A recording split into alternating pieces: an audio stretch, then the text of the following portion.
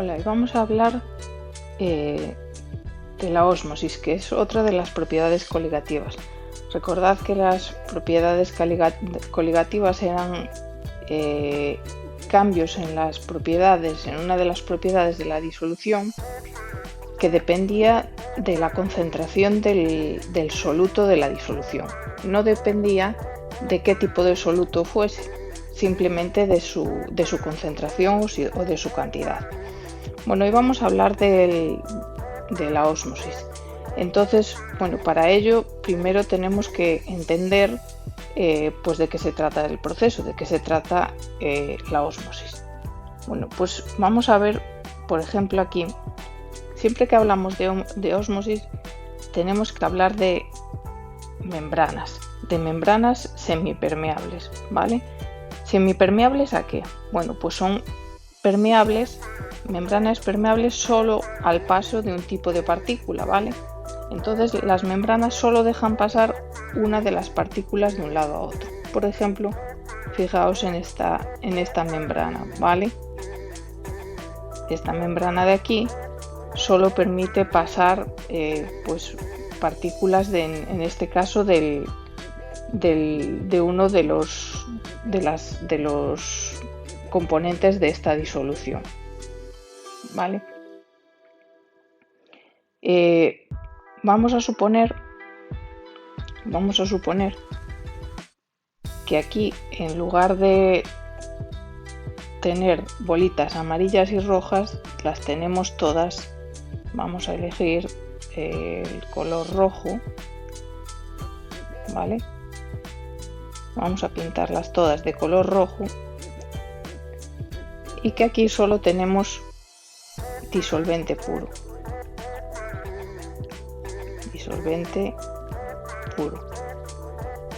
Y aquí tenemos disolución, es decir, tenemos soluto, que serían las bolitas amarillas, más disolvente puro, más disolvente, ¿vale? ¿Qué ocurriría a través de la membrana? Bueno, pues que aquí hay una concentración, hay una cantidad de soluto. Lo que ocurriría aquí es que como hay una diferencia de concentración, digamos, de cantidad de moléculas de disolvente diferente de un lado de otro, pues las moléculas de disolvente puro estarían pasando de este lado a este lado, ¿vale? Y al final, bueno, pues ocurriría que al estar pasando el disolvente de este lado a este lado, vamos a pintarlas aquí todas rojas porque habíamos quedado que del lado izquierdo solo había disolvente, ¿vale? Pues como estarían pasando de la izquierda a la derecha para tratar de igualar las concentraciones, pues lo que ocurriría es que irían fluyendo en este sentido como estoy señalando, y al final del proceso pues habría, claro, al haber pasado tanto volumen de un lado para otro, el volumen de un lado de la membrana, veis que aquí el volumen, la altura, el volumen, es mayor que de este lado de la membrana, ¿vale? Al final, si mirásemos la presión, ¿vale?, hidrostática de esta columna de líquido, pues es mayor que en esta columna de líquido. Hay una diferencia en la presión hidrostática, ¿vale? Recordemos que además la presión era una medida del movimiento de los choques de las partículas contra el recipiente, ¿vale? Entonces la presión aquí es mayor que la presión aquí.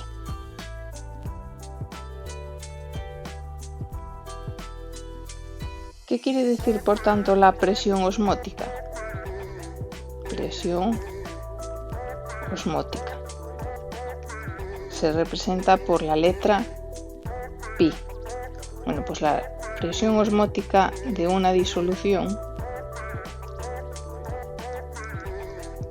sobre una membrana es la presión que habría que ejercer ejercer sobre la membrana, sobre ella, para impedir el proceso de ósmosis. O sea, de forma natural hemos dicho que esta membrana es semipermeable, ¿vale?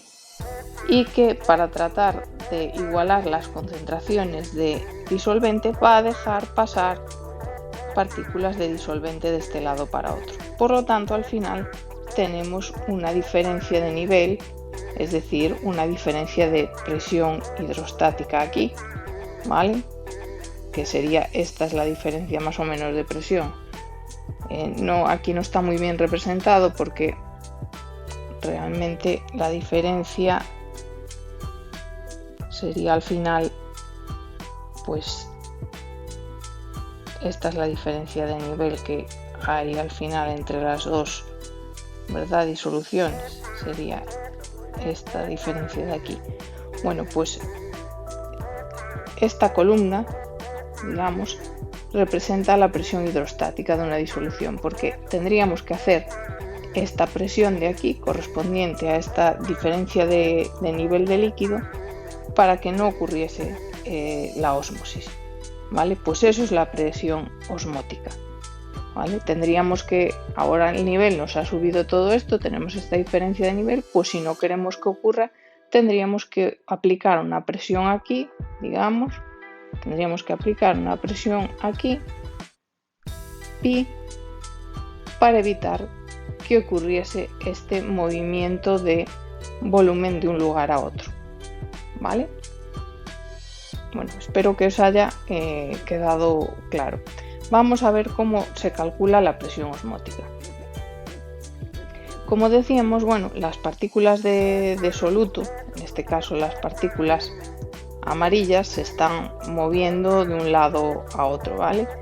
Este movimiento es mayor, como siempre, cuanto mayor sea la temperatura. Decíamos que cuando se acercan al cero absoluto, al 0 Kelvin, las partículas no se mueven, y según vayamos subiendo la temperatura, las partículas se mueven cada vez más. Al moverse cada vez más, pues bueno, el número de choques contra las paredes, en este caso contra la membrana, ¿vale? La membrana semipermeable, esta que tenemos aquí, pues sería cada vez mayor, ¿vale?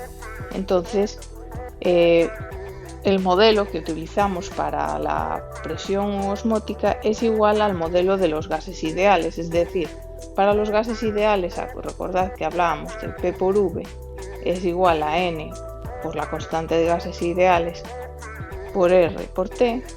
Cuando hablamos de presión osmótica hablamos, en lugar de P, hablamos de pi, que es presión, ¿vale? V es el volumen de la disolución. Voy a ponerlo aquí. Voy a ir poniendo los nombres. Presión osmótica, volumen de la disolución. Esto es igual a los moles de soluto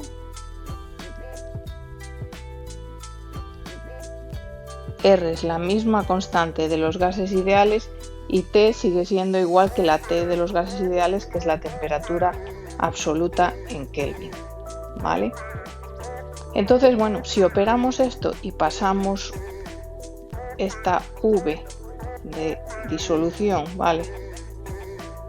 Si esto lo pasamos para el otro lado del igual dividiendo, nos quedaría que pi es igual a los moles de soluto partido por el volumen de disolución por R y por T.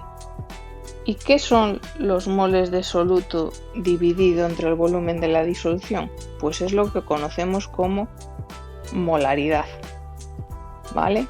Esto es la molaridad, por lo tanto, esta expresión la podemos convertir en pi o presión osmótica es igual a la molaridad por R por T.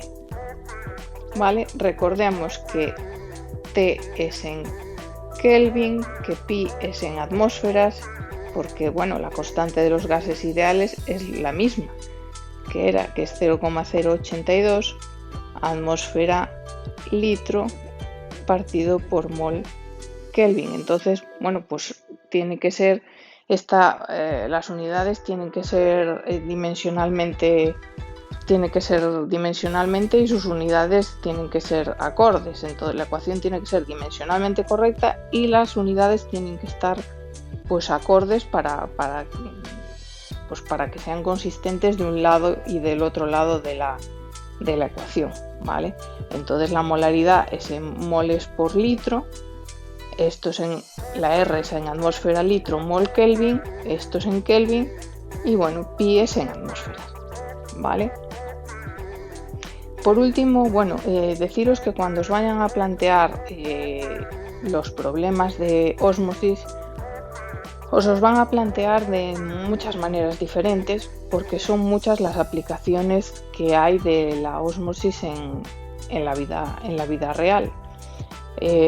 Podréis decir, bueno, ¿y qué ejemplos? ¿Qué nos pueden poner? Bueno, pues un poco de todo. Os pueden poner desde que, pues, por ejemplo, una planta, ¿vale? Pues que está mustia, que le falta agua, tú le echas agua y la forma en la que ese agua, que es el disolvente, entra adentro de la planta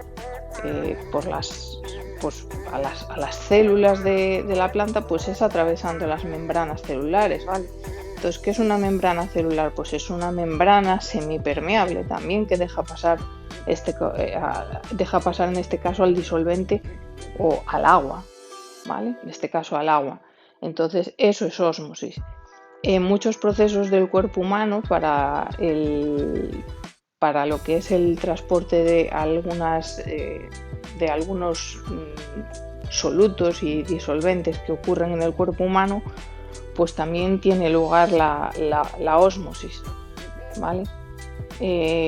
Para la regulación por ejemplo, de sales dentro del organismo, pues tiene lugar el paso adentro de las células de agua, ¿vale? Para regular el contenido en sal dentro de las células, el contenido en sales dentro de las células, pues tiene lugar la ósmosis, ¿vale? Pero luego también hay aplicaciones industriales de la ósmosis, es decir, antes de congelar, sabéis que durante la congelación del agua, esta aumenta su volumen.